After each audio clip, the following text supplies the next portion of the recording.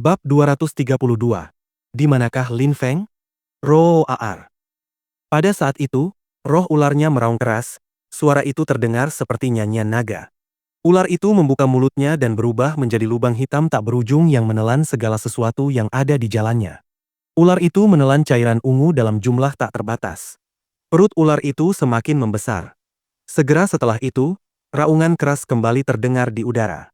Tiba-tiba, kepala-kepala tambahan tumbuh dari tubuh ular itu. Mereka semua meraung dan menelan lebih banyak cairan ungu secara bersamaan. Cairan ungu itu menjadi lebih gelap lagi warnanya ketika diserap oleh ular. SSSSS. SSSSS. SSSSS. Nyanyian para naga terus-menerus menyebar di atmosfer seolah-olah bergema dari zaman kuno. Pada saat itu, ular Lin Feng telah menjadi raksasa. Bahkan tidak terlihat seperti ular lagi, melainkan seperti naga. Di benua 9 awan, beberapa naga dikenal memiliki banyak kepala, dan ularnya memiliki 6 kepala. Pada saat itu, jantung Lin Feng berdebar kencang. Apakah ini roh ularnya? Dibandingkan sebelumnya, ularnya benar-benar berbeda, telah berubah total. Ular peliharaannya dulu kecil, dan terlihat sangat lemah. Namun pada saat itu, ia tampak seperti naga purba yang perkasa. Ia tampak brutal, kuat, dan megah. SSSSS, SSSSS. Keenam kepala ular itu menyanyikan nyanyian para naga. Kemudian ular itu mengangkat semua kepalanya dan mengeluarkan raungan panjang seolah-olah sedang memandang rendah semua makhluk hidup lainnya. Sedangkan untuk danau ungu, danau itu telah lenyap sepenuhnya tanpa jejak. Danau itu telah ditelan sepenuhnya oleh naga berkepala 6. Roh ular Lin Feng telah menyerap seluruh danau ungu seolah-olah tidak ada sesuatu pun di dunia ini yang tidak bisa dimakan oleh seekor naga. Lin Feng tak bisa membayangkan bagaimana roh ularnya telah berubah wujud menjadi naga. Meskipun tidak bisa digambarkan sebagai raksasa, ia tetap mampu menelan seluruh danau ungu. Lin Feng tak percaya dengan apa yang dilihatnya. Lin Feng mengangkat tangannya dan melihat cahaya ungu berkedip di sekitarnya. Pada saat itu, energi ungu Lin Feng jauh lebih kuat daripada energi ungu Xing. Rohku berubah bentuk lagi, tetapi jauh lebih kuat daripada roh esku sebelumnya. Itu hal yang baik. Lin Feng tersenyum tipis, tetapi tiba-tiba, dia menyadari bahwa seorang wanita muda telanjang berada di depannya. Wanita itu tampak begitu lentur dan anggun. Lin Feng dipenuhi hasrat yang tak berujung.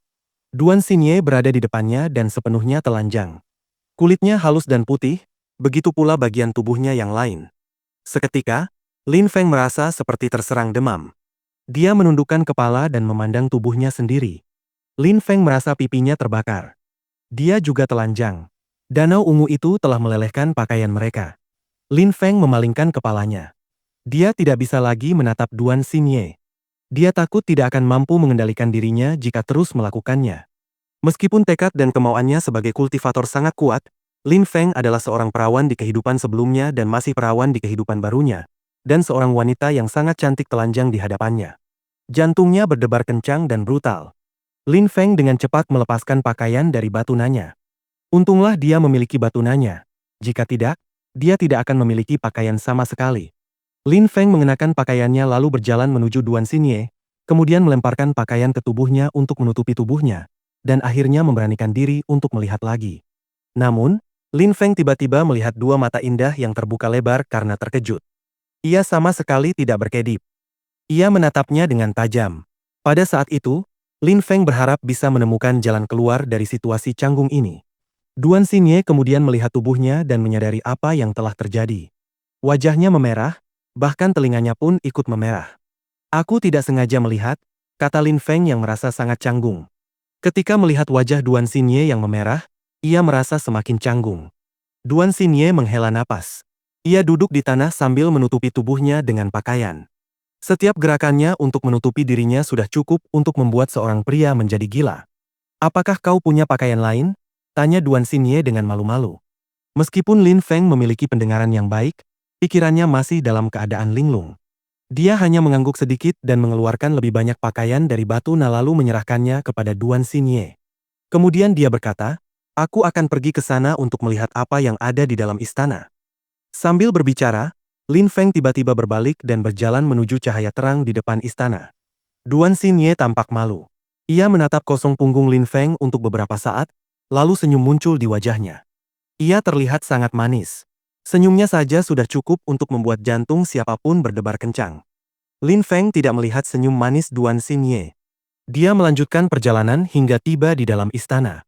Dia tercengang oleh apa yang dilihatnya. Istana itu sangat luas dan terang benderang.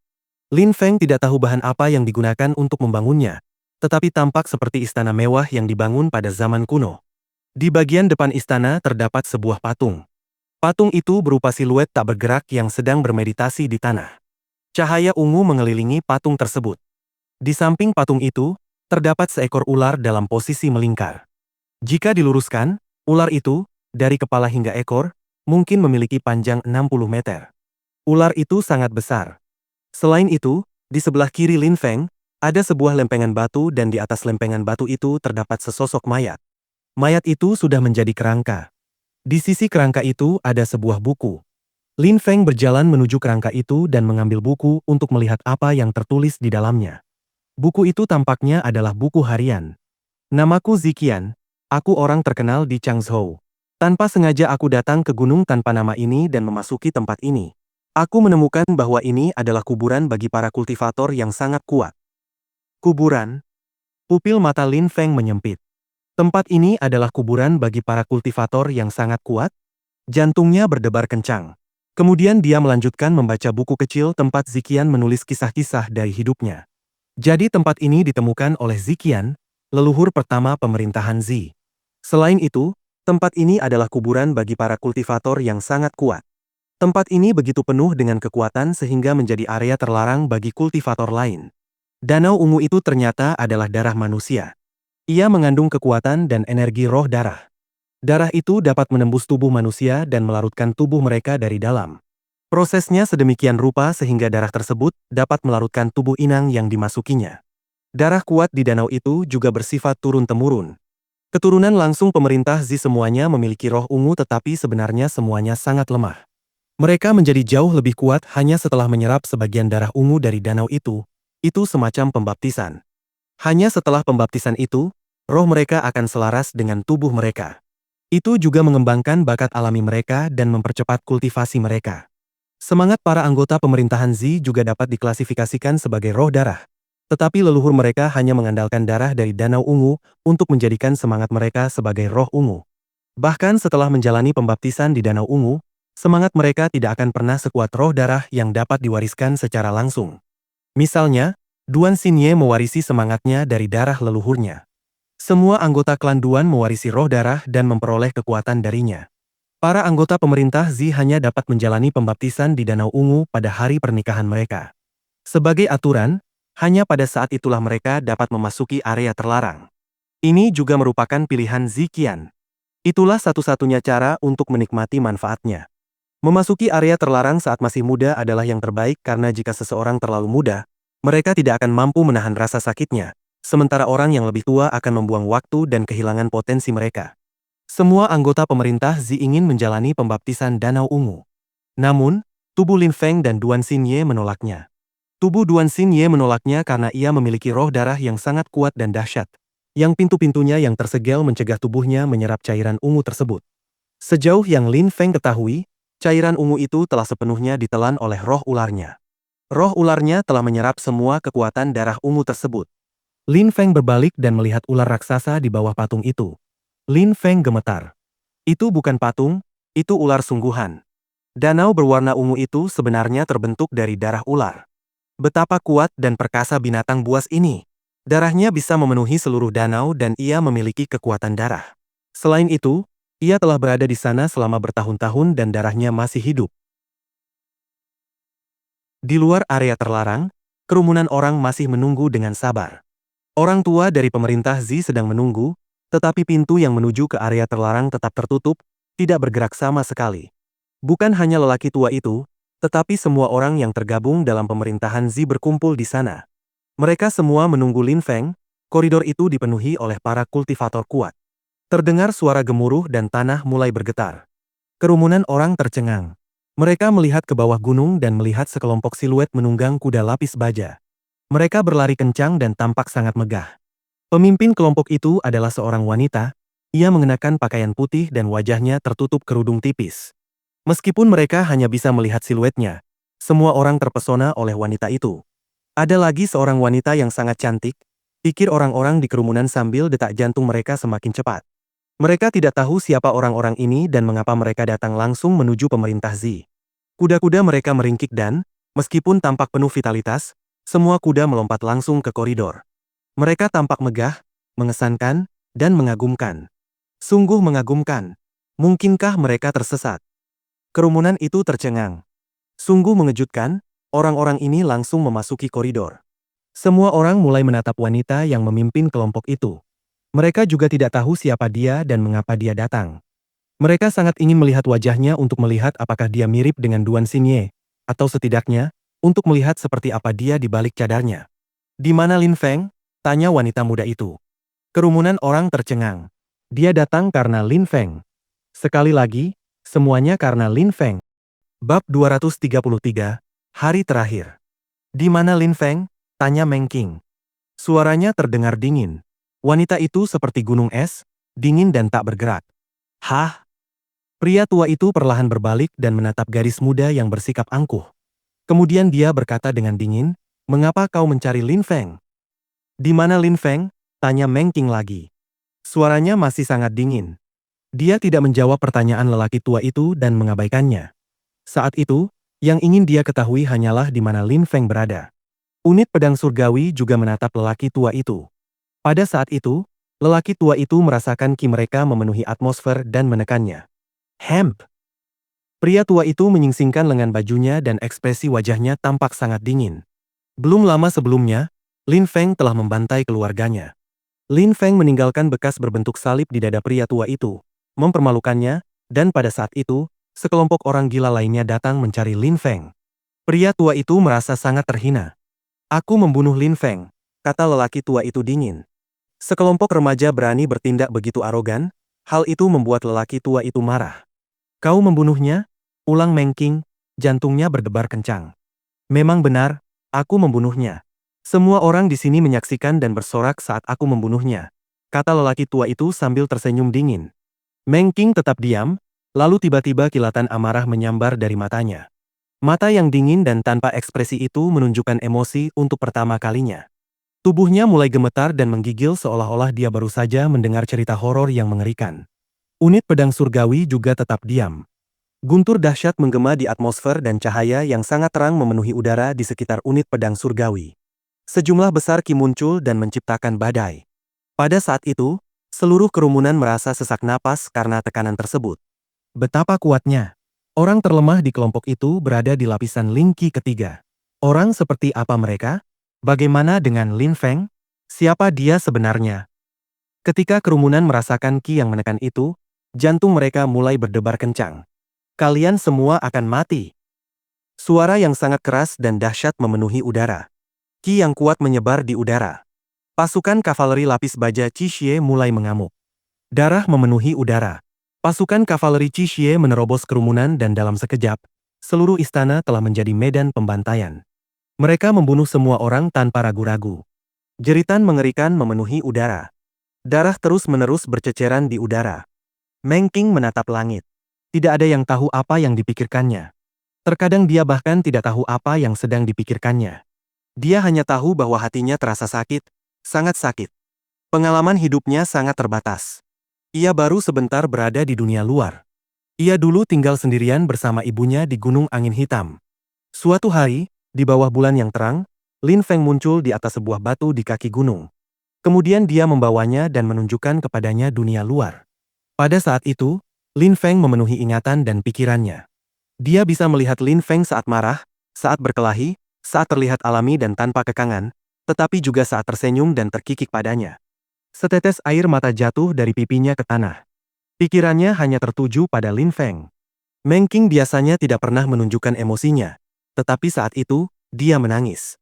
Hatinya terasa sangat sakit. Pada saat itu, lelaki tua itu melihat pasukan Qi Xie membunuh anggota pemerintah Z. Ekspresi wajahnya menjadi sedingin es. Ki ungu muncul saat dia melompat ke udara. Namun, pada saat ia mencoba menyerang, hawa dingin yang sangat menusuk menyelimuti tubuhnya dan menghalanginya. Rasa dingin itu menusuk hingga ke tulang-tulangnya. Bukan hanya lelaki tua itu, Tetapi semua orang lain pun dapat merasakan hawa dingin yang luar biasa. Rasanya seperti seluruh dunia akan membeku. Kabut di udara perlahan mengeras dan kepingan salju mulai berjatuhan dari langit. Suasananya sangat dingin. Dingin sekali. Kerumunan itu gemetar dari ujung kepala hingga ujung kaki. Segera setelah itu, mereka menatap wanita muda itu, yang pakaiannya seputih salju. Pada saat itu, Meng Qing benar-benar seperti gunung es. Dia ingin membekukan segalanya, termasuk hatinya sendiri. Mati. Suara Meng Qing rendah dan menggema di seluruh ruangan. Kemudian, badai muncul di udara. Badai itu mengelilingi Meng Qing dan pakaian putihnya berkibar-kibar. Pada saat itu, kerudung tipis di wajahnya tertiup angin.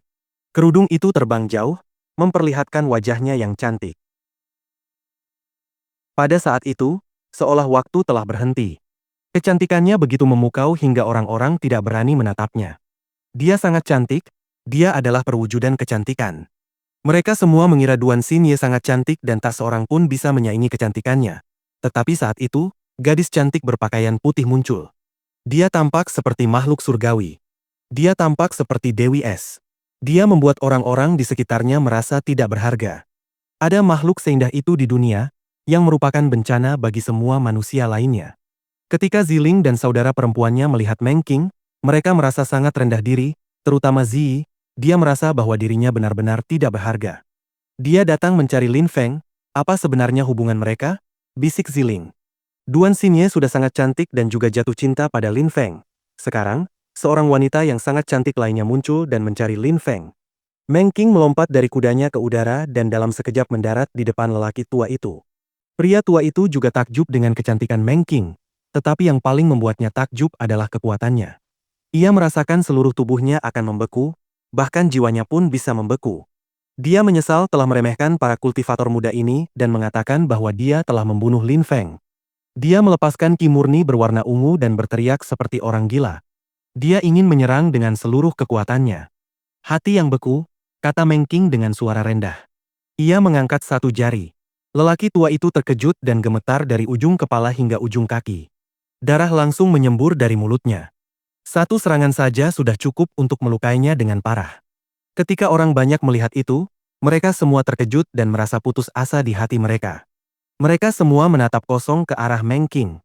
Meng Qing tidak hanya sangat cantik, tetapi kekuatannya juga lebih dahsyat daripada Lin Feng. Meng Qing melepaskan ki es yang sangat dingin. Ki es itu berasal dari kedalaman tubuhnya, seolah-olah ki yang sangat kuat dan tak terbatas sedang dilepaskan. Energi ki murni berwarna ungu milik lelaki tua itu membeku sepenuhnya. Segera setelah itu, energi di sekitar tubuhnya juga membeku. Kemudian, rasa dingin langsung menembus tubuhnya. Dia sepenuhnya membeku, dari kepala hingga kaki. Tubuhnya tertutup lapisan es. Dia terkubur dalam es. Lalu, tangannya yang lembut menampar wajahnya. Ledakan. Tubuh lelaki tua itu terlempar ke udara dan menabrak dinding istana. Es yang menyelimuti tubuhnya hancur berkeping-keping. Setelah itu, darah dalam jumlah besar menyembur dari mulutnya. Matanya tampak kosong dan terhina. Pria tua itu tidak pernah menyangka akan dipukuli separah itu, terutama oleh seorang wanita muda. Orang tua itu memandang kerumunan di bawah. Pasukan Qixie sedang membantai rakyat pemerintah Zi. Itu adalah pembantaian sepihak yang murni. Pemerintahan Zi telah dikalahkan. Ini adalah kekalahan telak. Orang tua itu merasa putus asa dan tanpa harapan. Karena satu kebohongan yang diucapkannya dan meremehkan sekelompok kecil anak muda, pemerintahan Zi dihancurkan dan rakyatnya dibantai. Harga diri lelaki tua itu sedang diinjak-injak. Ledakan. Segenggam es menghantam tubuhnya. Di sekeliling tubuh Meng Qing, terdapat bongkahan es yang mengandung ki es mematikan. Bongkahan es itu melayang di sekitar tubuhnya. Jika mengenai tubuh lelaki tua itu, ia akan terluka parah. Pria tua itu terhempas dan menabrak dinding istana sekali lagi. Pria tua itu tampak benar-benar putus asa. Dia belum mati. Lin Feng belum mati. Dia telah memasuki area terlarang. Pria tua itu berteriak. Ketika Meng Qing mendengar itu, tubuhnya berhenti gemetar. Segera setelah itu, dia menatap kerumunan di ujung koridor dan berkata dengan dingin, "Bicaralah." Satu kata itu jelas bagi orang banyak dan merupakan satu-satunya penyelamat mereka. Jika mereka tidak mengatakan kebenaran, mereka semua akan dibantai. Dia belum mati. Dia telah memasuki area terlarang. Semua orang mulai berteriak satu persatu, menyetujui perkataan lelaki tua itu. Meng Qing, yang hatinya hancur, tiba-tiba merasa lega. Dia menarik napas dalam-dalam. Bisakah kau melepaskanku sekarang? Tanya lelaki tua itu yang memohon kepada Meng Qing agar tidak membunuhnya. Ia sangat takut pada wanita muda ini. Sudah terlambat, kata Meng Qing sambil menggelengkan kepalanya. Energi dingin menyelimuti tubuh lelaki tua itu. Ia gemetar dari ujung kepala hingga ujung kaki. Siluet Meng Qing menghilang dan tinjunya langsung menghantam tubuh lelaki tua itu. Energi dingin yang tak terbatas itu dilepaskan.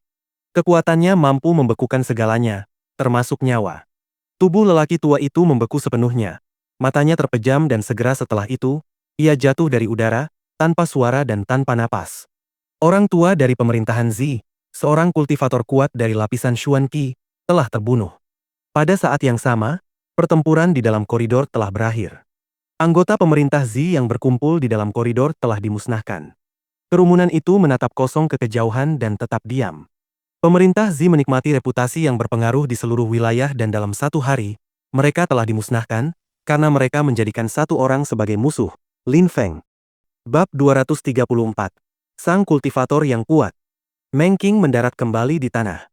Ia tampak mengesankan dan mendominasi. Energi dingin menyelimuti tubuhnya. Energi dingin itu berubah menjadi aura yang cemerlang. Tubuh Meng Qing tertutup lapisan es. Semua orang yang berada di dekatnya merasa akan membeku jika tetap dekat, sehingga mereka semua mundur. Bahkan pasukan Qi Xie pun menjauh. Dia sangat dingin, pikir banyak orang saat melihatnya. Hanya Lin Feng yang bisa membangkitkan perasaan dari hati yang sedingin Meng Qing. Meng Qing bergerak ke depan patung itu dan berkata dengan dingin, "Apakah ini pintu masuk ke area terlarang?" "Memang, ini adalah pintu masuk area terlarang pemerintah Zi," kata beberapa orang dari kerumunan sambil mengangguk. Tak seorang pun berani berbicara tanpa ditanya. Mereka takut menyinggung Meng Qing dan yang lainnya. Jika mereka marah lagi, kerumunan yang tersisa akan mengalami nasib yang sama seperti orang-orang di pemerintah Zi. Meng Qing sangat kuat, dia dengan mudah membunuh lelaki tua itu, jadi dia bisa membunuh mereka dengan lebih mudah lagi. Meng Qing menatap pintu masuk area terlarang. Dia sedikit mengangkat tangannya. Dia memadatkan sedikit ki dingin ke telapak tangannya. Segera setelah itu, dia bergegas maju dan dengan membabi buta menghantam pintu itu dengan telapak tangannya. Boom! Boom! Boom!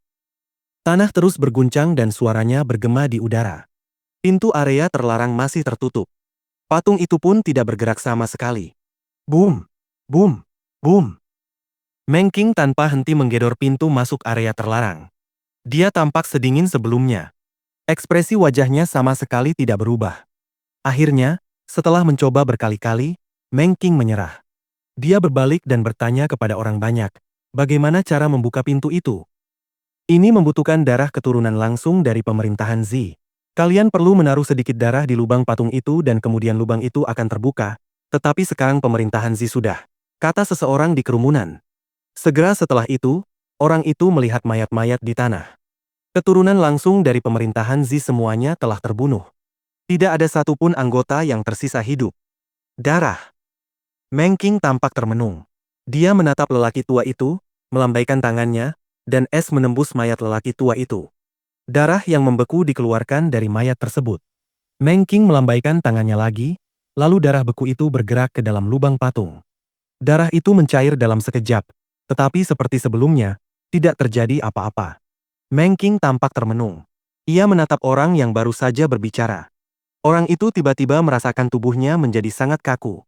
Wanita cantik itu, yang tampak seperti makhluk surgawi, benar-benar bisa membuat orang lain membeku hanya dengan sekali pandang. Orang biasa seperti mereka tidak bisa menyentuhnya.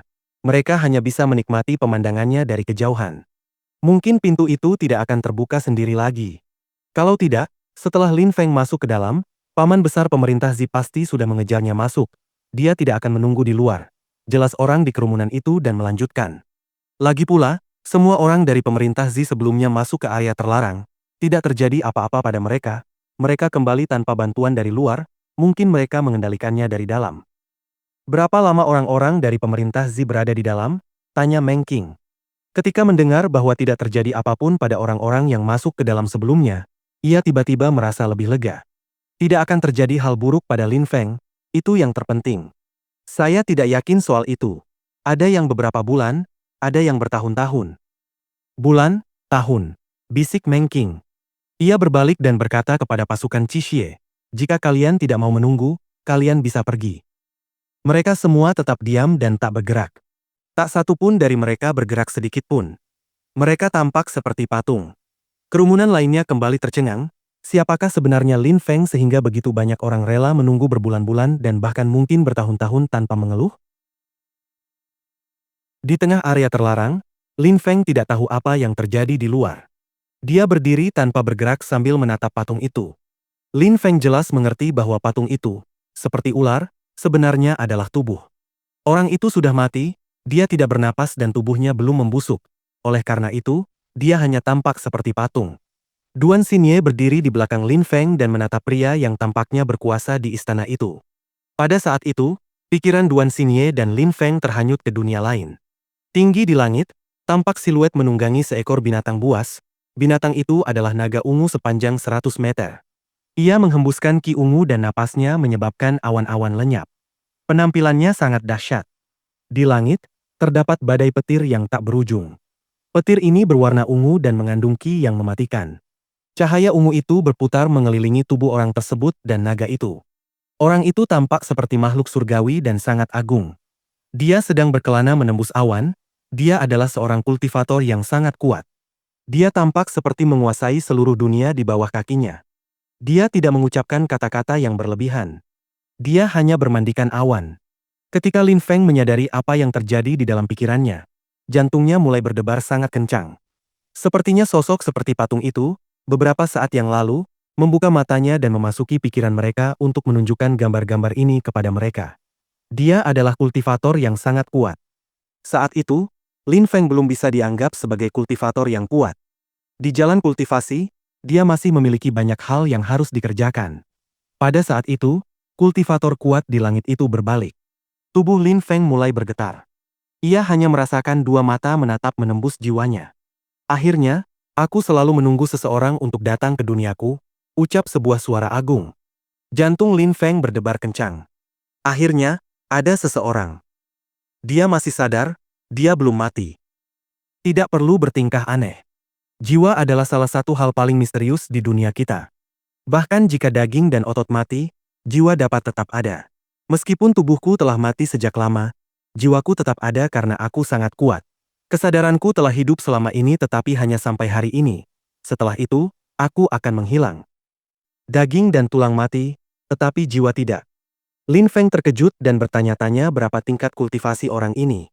Selain itu, saat mendengarkan suara pria itu, Lin Feng mendapat kesan seorang pahlawan kesepian yang takkan lagi melihat masa kejayaannya. Ia ditakdirkan untuk lenyap selamanya. Sejak pertama kali Ziqian datang ke sini, aku menetapkan satu aturan untuk semua generasi penerusnya. Hanya orang yang saling mencintai yang dapat datang kepadaku dan menerima berkahku. Ziqian selalu berpegang teguh pada aturan itu dan mengizinkan pasangan suami istri untuk datang kepadaku. Tetapi hari ini, entah mengapa, kalian bukan keturunan pemerintah Zi. Mungkin pertemuan kalian denganku adalah takdir. Kalian datang pada saat kekuatan rohku hampir lenyap. Selain itu, kalian berdua memiliki kekuatan roh darah. Anak muda, kau benar-benar berbakat. Kata-kata itu menggema di benak Lin Feng dan Duan Xinye. Jantung Lin Feng berhenti berdetak sejenak. Mereka berdua memiliki kekuatan roh darah. Duan Xinye memiliki roh darah, Lin Feng jelas mengetahuinya. Tapi Lin Feng juga memiliki kekuatan roh darah? Roh ularku. Lin Feng gemetar. Mungkin roh yang menyebabkan semua orang menyebutnya sampah itu sebenarnya adalah roh darah. Namun ayah Lin Feng tidak memiliki roh darah. Di seluruh klan Lin, tidak ada satupun orang yang memiliki roh ular. Hanya ada satu penjelasan, Lin Feng belum pernah melihat ibunya. Dialah yang pasti memiliki roh yang sama. Gadis muda, aku tidak punya banyak waktu lagi, kau lebih lemah darinya. Aku bisa memberimu lebih banyak kekuatan tetapi kau harus memahaminya. Jika kau setuju, cukup mengangguk, itu sudah cukup bagiku, kata suara itu kepada Duan Xinye. Lin Feng tidak tahu bagaimana Duan Xinye akan bereaksi, tetapi segera setelah dia mendengar suara itu berkata, bagus sekali, aku juga akan memberimu sebagian dari pengetahuanku. Berusahalah sebaik mungkin untuk memahaminya. Saat dia selesai berbicara, Duan Xinye merasakan tubuhnya bergetar hebat. Gambaran di otaknya menghilang, kekuatan luar biasa menembus otaknya yang membuatnya pingsan. Kultivator yang kuat itu memandang Lin Feng dan tersenyum hangat.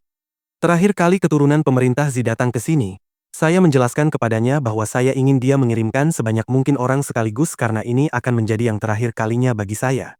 Saya berharap dapat bertemu dengan seorang jenius sejati dan memberinya semua yang saya miliki. Meskipun tidak banyak orang, Anda sudah cukup.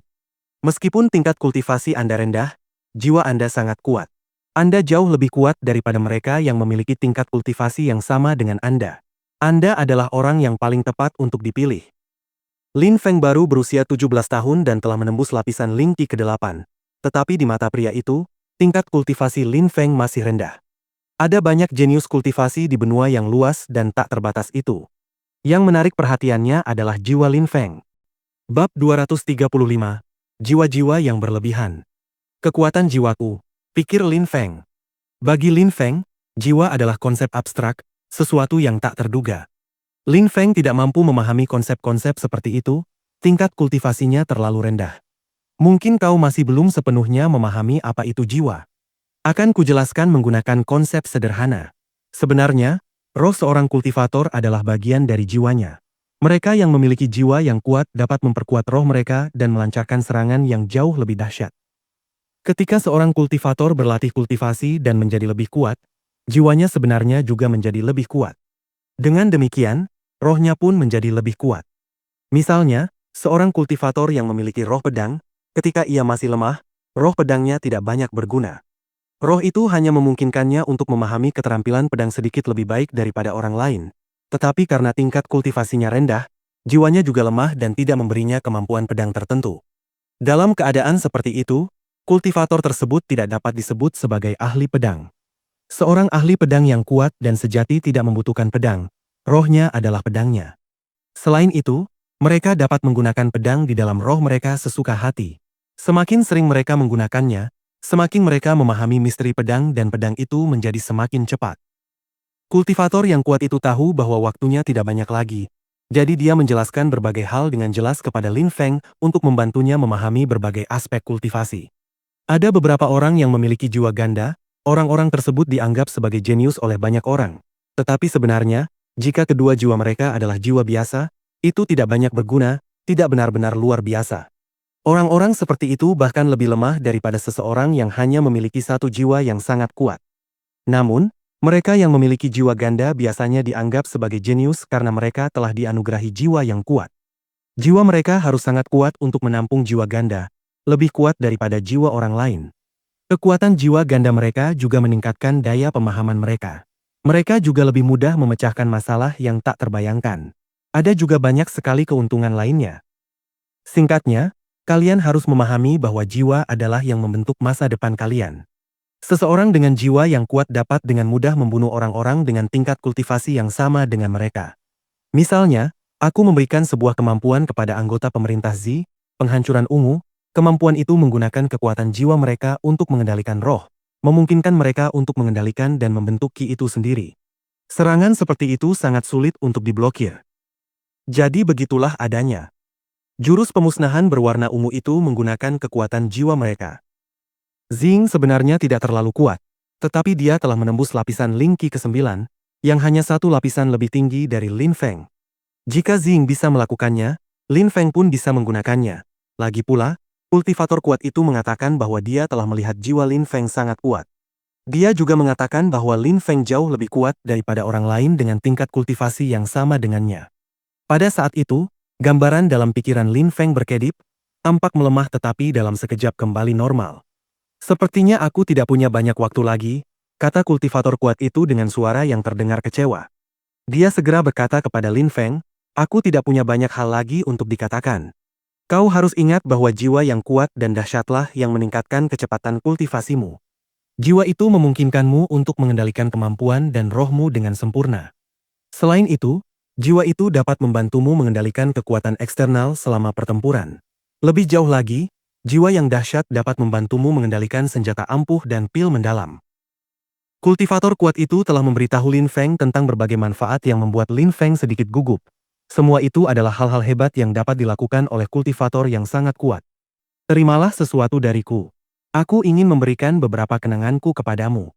Kenangan ini telah kubagi menjadi 3 bagian, agar lebih mudah dipahami. Bagian pertama terdiri dari hal-hal hebat yang telah kucapai, serta keterampilan bela diri dan teknik kelincahan yang kuanggap berguna. Aku tidak ingin semua itu lenyap bersamaku, jadi kuberikan kepadamu. Setidaknya, tidak akan ada yang bisa mengatakan bahwa aku menjalani hidup yang serakah. Bagian kedua dari kenangan saya adalah tentang energi, pil, dan senjata. Semuanya juga untukmu. Bagian ketiga dari ingatanku adalah yang paling sederhana namun juga yang terpenting, yaitu tentang seni kultivasi jiwa. Ini adalah sesuatu yang aku peroleh dengan sengaja, yang membuatku menjadi seperti sekarang ini. Seni kultivasi jiwa adalah seni surgawi. Itu memungkinkan aku untuk meningkatkan latihanku dan memperoleh jiwa yang kuat. Kekuatan jiwaku inilah yang memungkinkan aku untuk tetap sadar begitu lama hingga sekarang. Selain itu, aku belum pernah memberikan kultivasi jiwaku kepada siapapun sebelumnya. Kau harus menghargainya. Suara pria itu semakin rendah. Saat dia mengucapkan kata terakhirnya, ilusi dunia hancur berantakan. Segera setelah itu, 3 cahaya muncul dan membawa ingatan-ingatan itu ke dalam tubuh, pikiran, dan jiwa Lin Feng. Ledakan. Jantung Lin Feng berdebar kencang. Tubuhnya terasa sangat sakit, seolah tulangnya hancur. Dalam sekejap, ia berkeringat dingin. Semua kenangan itu meresap ke dalam tubuh dan jiwanya. Bagaimana mungkin tidak menyakitkan? Lin Feng merasa seolah-olah semuanya berputar. Semua kenangan itu menyerbu pikirannya, membuatnya merasa kepalanya akan meledak. Meskipun kultivator kuat itu baru saja mengirimkan 3 kelompok ingatan terpisah ke dalam pikiran Lin Feng, ingatan-ingatan itu sangat kuat dan mengandung banyak informasi. Lin Feng merasa kepalanya akan meledak, dan segera setelah itu, seperti Duan Xinye, dia pingsan dan jatuh. Mereka berdua tergeletak di tanah tanpa menyadari waktu telah berlalu. Di luar area terlarang, kerumunan orang menunggu dengan sabar.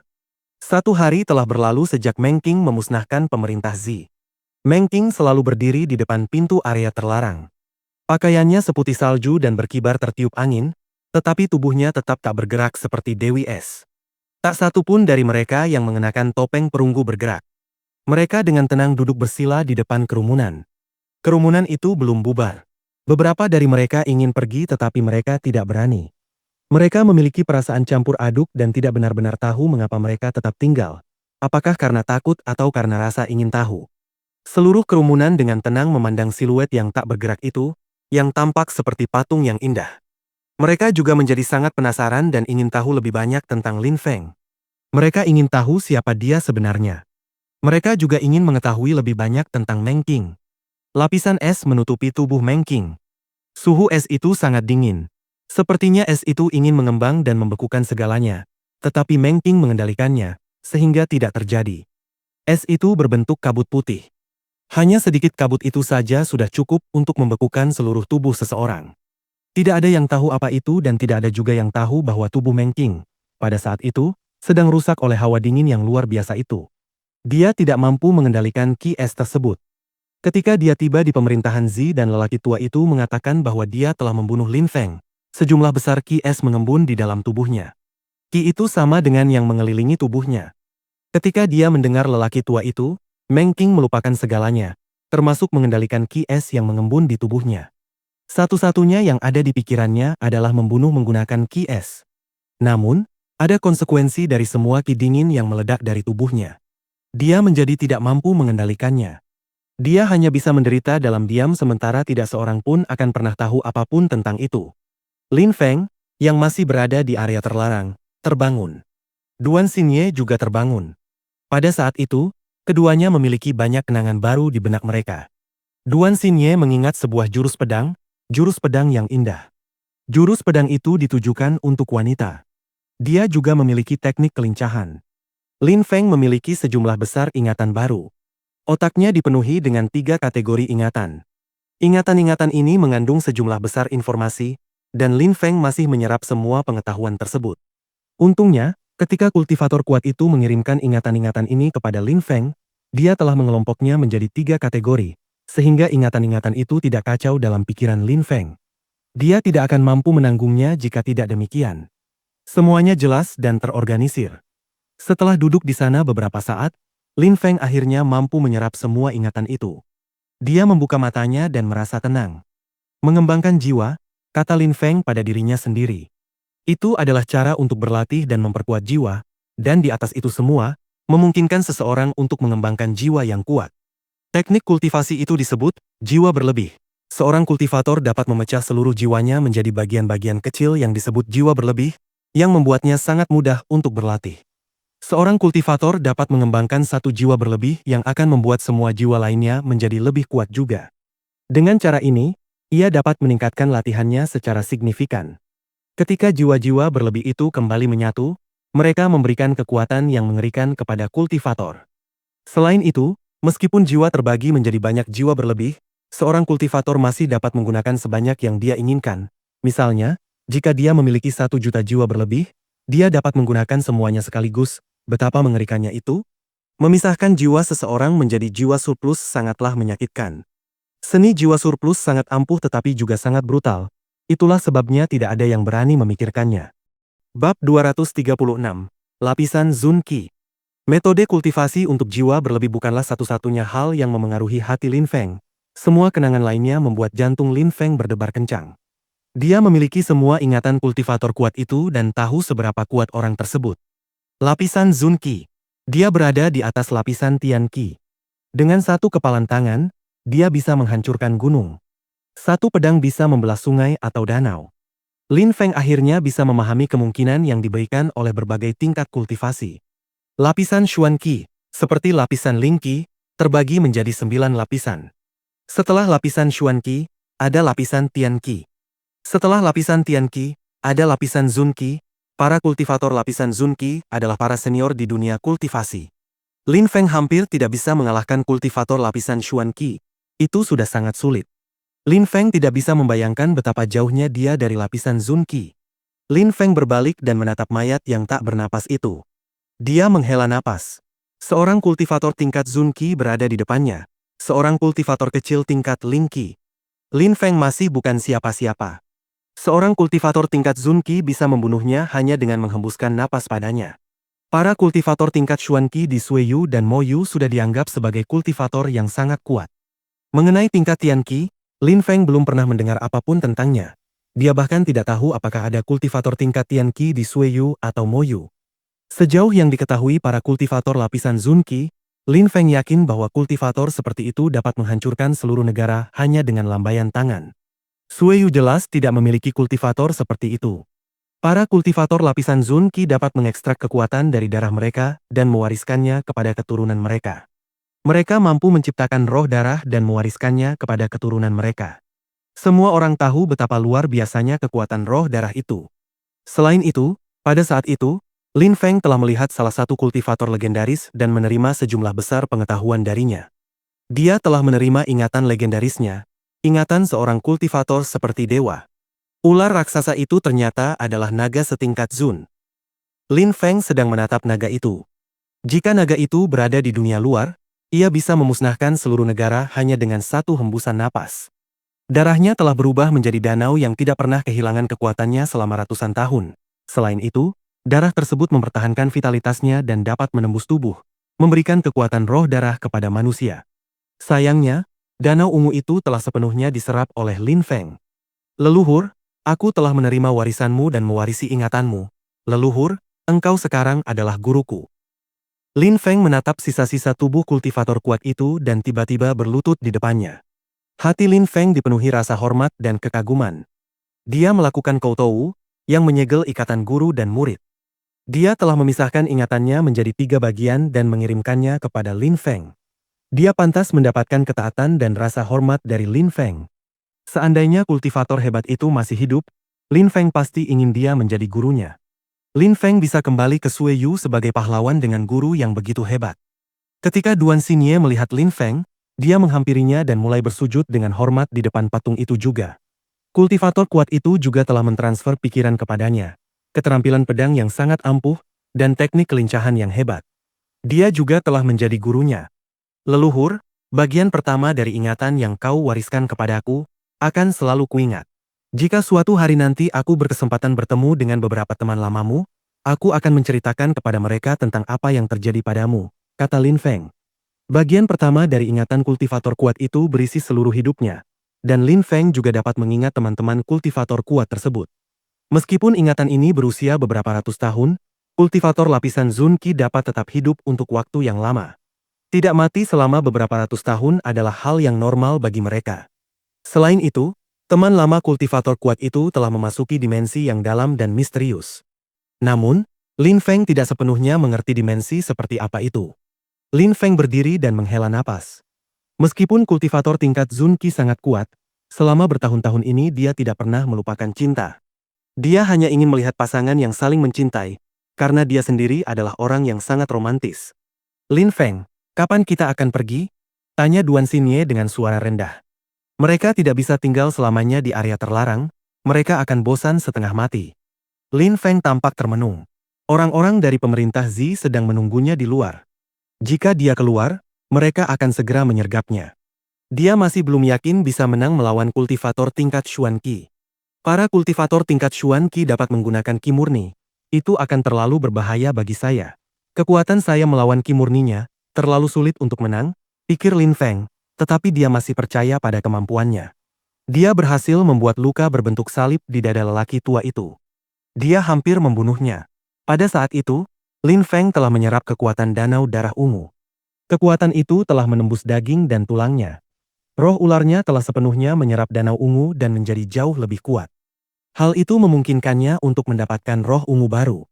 Lin Feng juga yakin bahwa meskipun dia tidak bisa membunuh lelaki tua itu, yang telah menembus lapisan Xuan Qi, dia pasti memiliki kekuatan untuk bertarung melawannya. Dia hanya tidak tahu apakah dia akan menjadi pemenangnya. Xinye, ayo kita pergi dan lihat apakah kita bisa keluar, kata Lin Feng. Tentu saja, Xinye tidak akan keberatan, jadi dia hanya mengangguk. Ayo pergi. Lin Feng berkata demikian dan segera kembali. Hari semakin gelap dan jalan semakin sempit. Tak lama kemudian, mereka tiba di depan pintu masuk area terlarang. Kau tetap di belakangku, aku akan memeriksa dulu, kata Lin Feng sambil bergerak maju.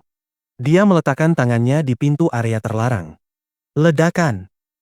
Pintu area terlarang itu perlahan terbuka dengan sendirinya. Orang-orang yang berada di dalam area terlarang hanya perlu menyentuh pintu itu sekali untuk membukanya. Lin Feng sedikit gugup karena tanpa sengaja membuka pintu. Dia melepaskan sebagian kinya. Dia mengerang dan di tangannya, muncul pedang yang sangat tajam.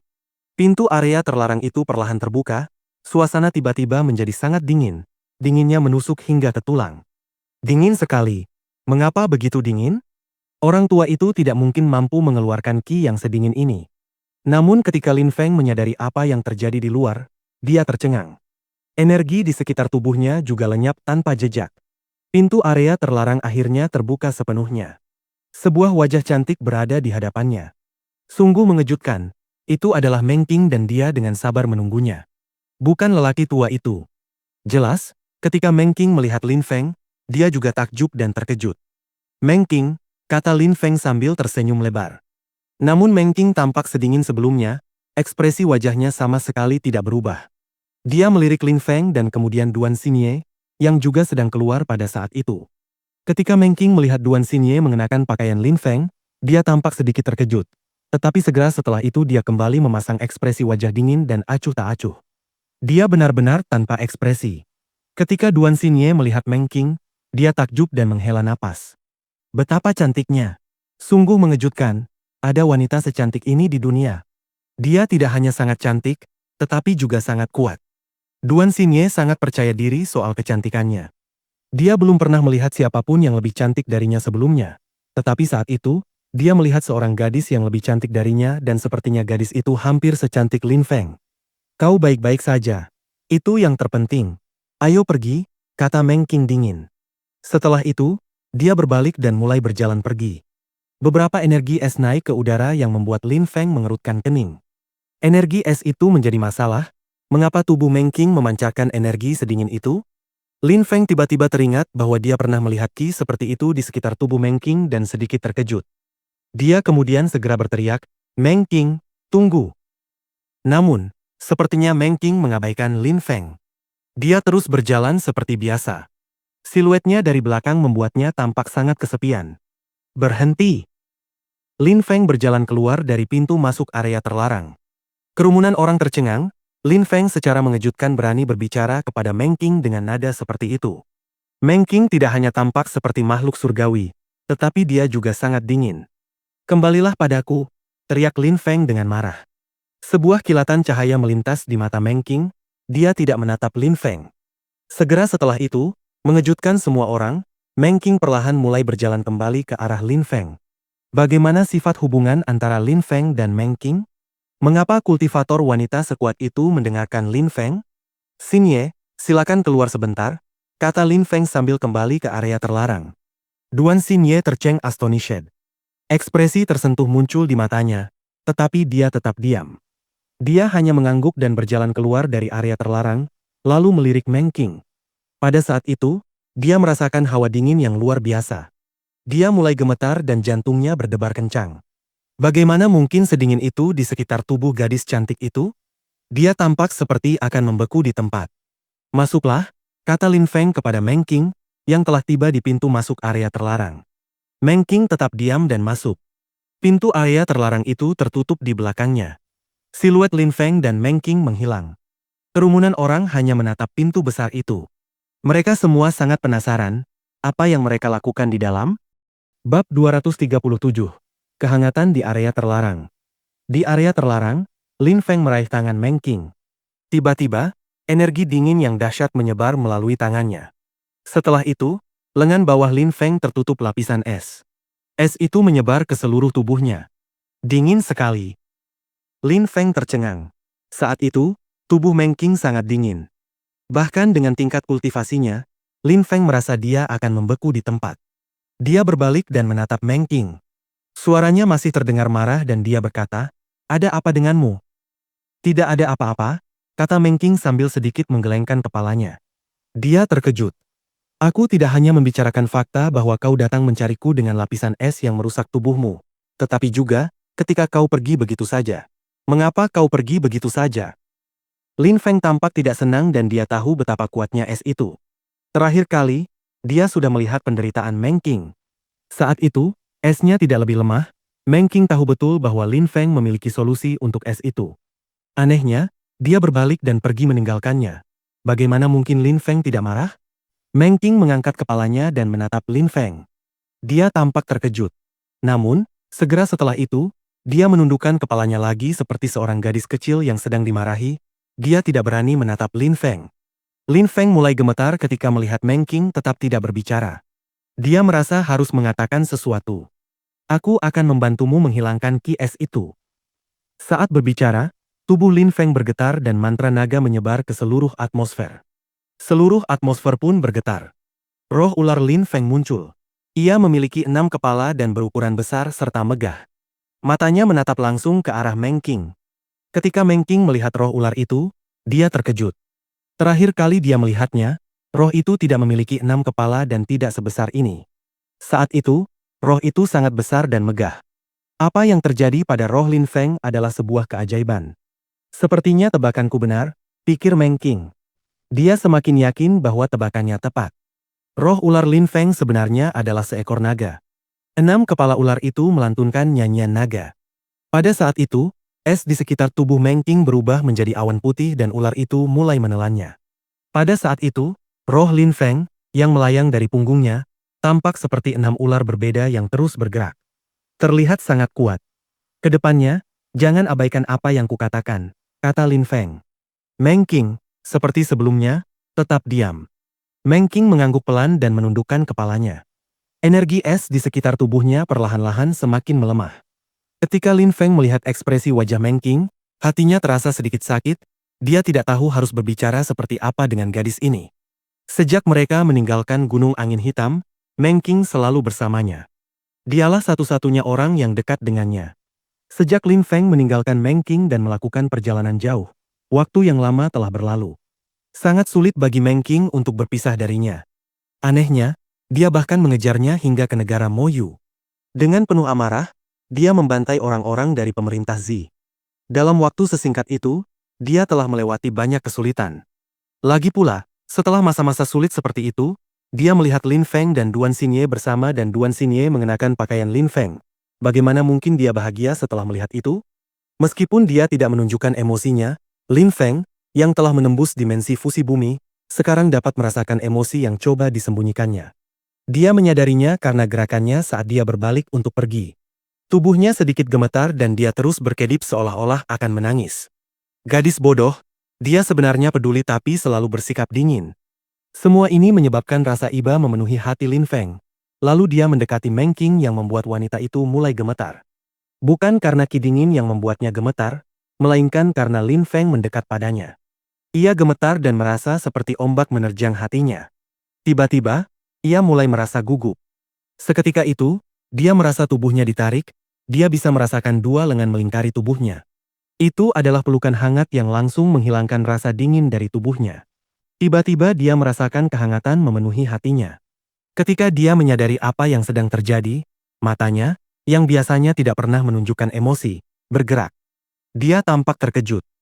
Gadis bodoh, kau harus tahu bahwa jika kau menderita, aku juga akan menderita, kata Lin Feng lembut. Suaranya hangat dan tulus. Kata-katanya berasal dari lubuk hatinya. Ketika Lin Feng melihat tubuh Meng Qing terluka oleh Qi Es dan dia menderita dalam diam, hatinya terasa sangat sakit. Ini adalah pertama kalinya, baik di kehidupan sebelumnya maupun sekarang, Lin Feng menunjukkan cintanya kepada seorang wanita. Perasaannya terhadap Meng Qing murni dan tulus. Ketika Meng Qing mendengar kata-kata lembut dan hangat itu, dia merinding. Segera setelah itu, sesuatu yang belum pernah terjadi sebelumnya, terjadi, dia tersenyum. Itu adalah senyum yang lembut dan manis yang menawan. Dia bergerak sedikit dan tiba-tiba, dia menyandarkan kepalanya di bahu Lin Feng, yang membuatnya merasa tenang dan rileks. Tangan Meng Qing berada di belakang punggung Lin Feng, tetapi terangkat di udara.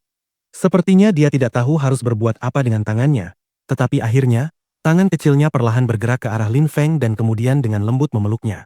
Ketika Lin Feng merasakan sentuhan lembut tangan Meng Qing di punggungnya, ia tertawa bodoh. Ia juga mempererat pelukannya dan menggunakan satu tangan untuk mengelus rambut Meng Qing dari wajahnya. Jadi, begitulah rasanya jatuh cinta. Sungguh manis, perasaan yang sangat hangat dari lubuk hati yang terdalam. Tubuh Meng Qing dengan tenang bersandar pada tubuh Lin Feng dengan kepalanya di bahunya.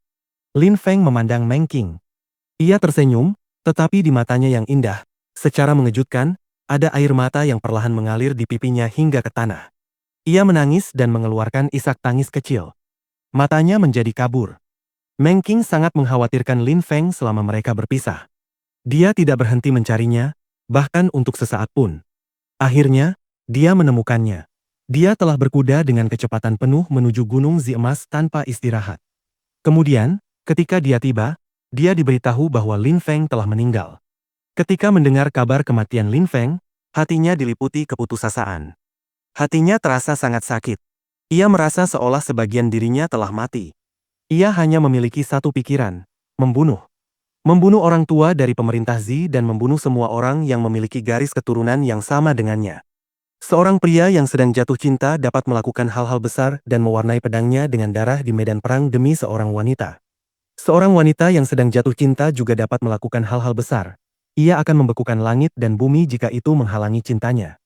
Yang terpenting adalah Lin Feng masih hidup, tetapi kemudian Meng Qing melihat bahwa dia bersama gadis lain. Dia percaya bahwa Lin Feng tidak lagi memiliki tempat untuknya. Dia putus asa. Dia tidak memikirkan hal lain selain melarikan diri. Perasaan mengerikan menyerbu hatinya. Dia belum pernah mengalami perasaan seburuk itu. Sejak Lin Feng dan Meng Qing meninggalkan Gunung Angin Hitam, hanya waktu singkat yang berlalu, kurang dari setahun, tetapi selama waktu singkat itu, mereka telah mengalami banyak hal bersama. Dalam ingatan Meng Qing, ada hutan menyeramkan yang dipenuhi binatang buas dan dari dunia luar, semua ingatannya termasuk Lin Feng. Lin Feng sudah menjadi bagian yang tak terpisahkan dalam hidupnya. Perasaan mengerikan itu tidak berlangsung terlalu lama, Lin Feng telah menghentikannya. Dia telah membawanya ke area terlarang, dan sekarang mereka berpelukan erat. Pada saat itu, Meng Qing mengerti betapa dinginnya dirinya sebelumnya, seolah-olah rasa dingin di hatinya telah berubah menjadi kehangatan. Itu adalah perasaan yang luar biasa. Keduanya tampak saling berpelukan erat. Mereka berpelukan dengan lembut untuk waktu yang lama. Energi es telah menghilang dan roh Lin Feng telah lenyap. Tetapi mereka masih berdiri di sana, saling berpelukan. Setelah sekian lama, Meng Qing akhirnya bergerak. Lin Feng melepaskannya dan menatap wajah cantiknya sambil tersenyum. Namun, sepertinya Meng Qing tidak peduli dengan harga dirinya. Dia berbalik dan berjalan dingin menuju pintu keluar. Lin Feng tercengang. Dia menggaruk kepalanya, terkejut, lalu segera mengejarnya. Bab 238, Kejam. Pintu area terlarang perlahan terbuka. Kerumunan orang tampak sangat penasaran saat Lin Feng dan Meng Qing keluar. Lin Feng dan Meng Qing sebenarnya sedang berpegangan tangan. Meng Qing tampak dingin dan acuh tak acuh seperti sebelumnya, tetapi membiarkan Lin Feng memegang tangannya dan itu terlihat sangat alami.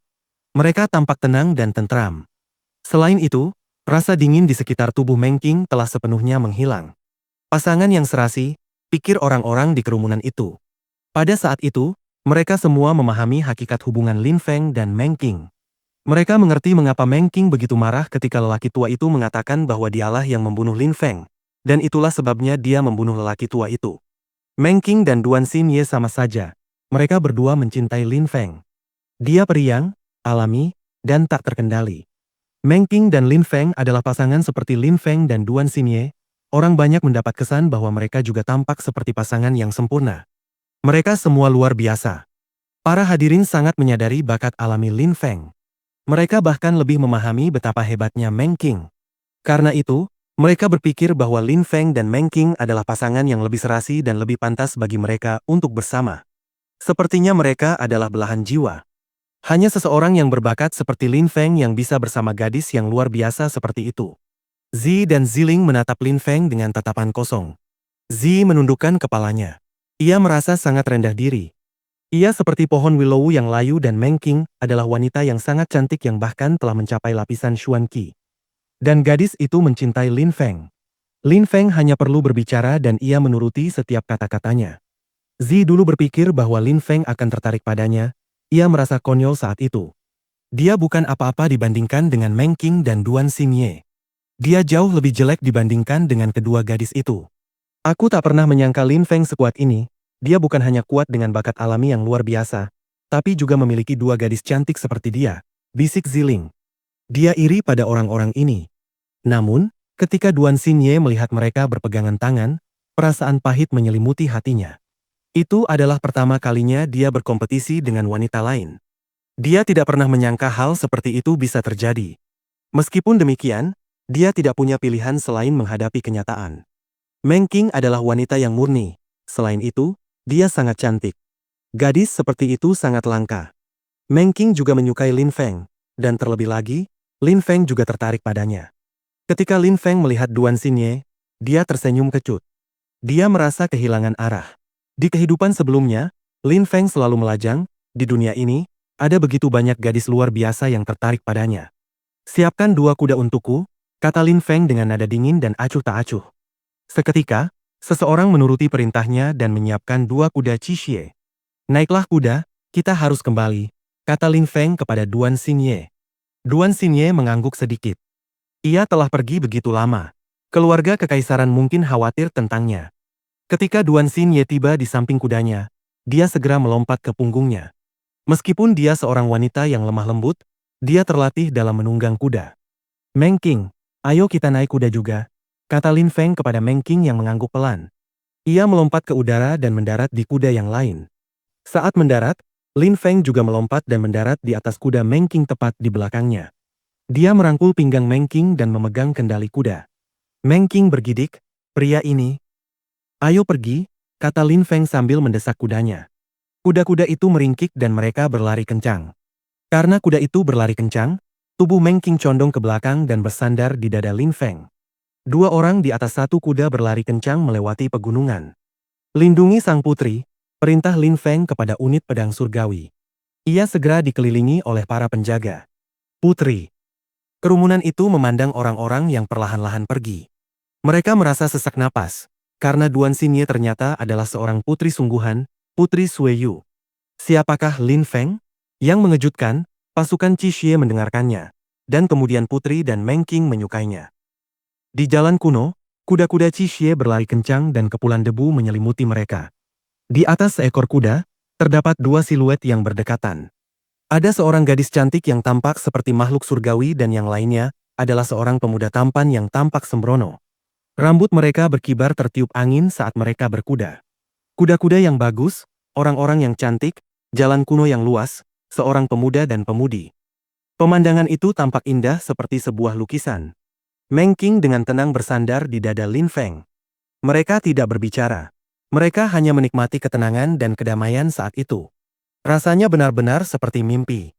Sekalipun zaman kuno tak berujung, alangkah indahnya jika tetap seperti ini. Saat Lin Feng mendekati perbatasan Duan Ren, dia menggunakan fusi tanahnya dan indranya sangat tajam. Dia bisa merasakan seseorang bersembunyi di pegunungan dan mengawasinya. Dia perlahan menghentikan kudanya, melihat ke arah perbatasan Duan Ren dan berteriak, "Lin Feng," di bawah batalion pedang surgawi Qi Xie. Perbatasan Duan Ren benar-benar sunyi. Tidak ada suara atau bunyi. Seluruh pegunungan tenggelam dalam keheningan mutlak, tetapi Lin Feng tahu bahwa situasinya berbahaya. "Pasukan Qi Xie, bergeraklah menuju perbatasan Duan Ren," teriak Lin Feng.